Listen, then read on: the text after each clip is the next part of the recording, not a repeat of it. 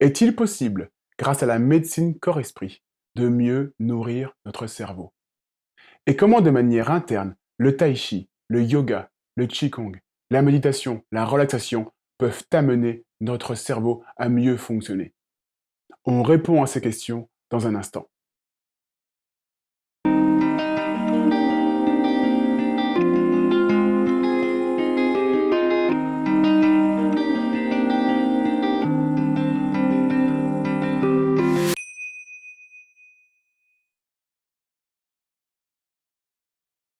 Bonjour et bienvenue sur la chaîne Médecine Corps-Esprit.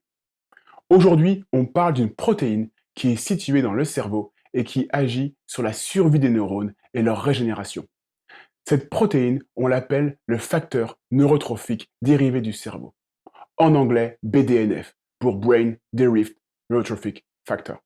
Ce facteur BDNF est impliqué dans la plasticité cérébrale. Mais qu'est-ce que la plasticité cérébrale? La plasticité cérébrale, c'est la capacité des neurones à se modifier et à se remodeler tout au long de la vie.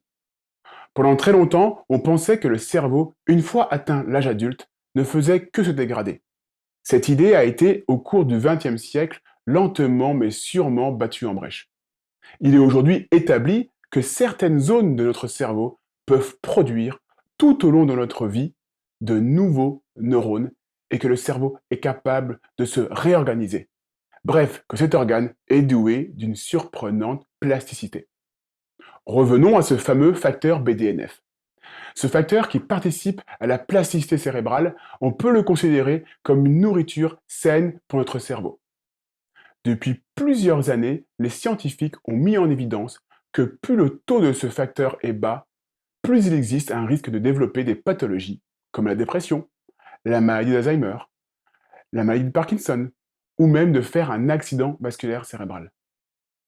Il a même été tenté, dans différents essais cliniques, d'apporter cette nourriture de l'extérieur. Malheureusement, ce facteur est détruit dans le sang avant d'arriver dans le cerveau. Et c'est là où les thérapies corps-esprit prennent tout leur intérêt. Car quelles que soient les thérapies corps-esprit que vous pratiquez, que ce soit la méditation, le yoga, le tai chi, le qigong ou la relaxation, vous augmentez le taux du facteur BDNF.